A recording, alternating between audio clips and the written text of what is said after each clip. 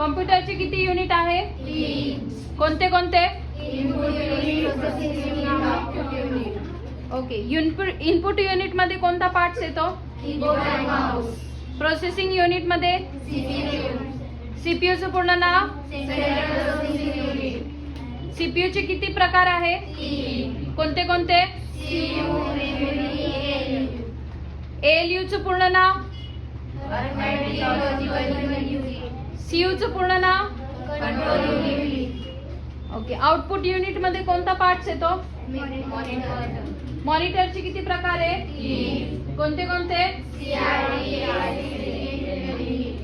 CRT चं पूर्ण नाव? LCD चं पूर्ण नाव? एलईडी चं पूर्ण नाव? डायोड. Okay, very good.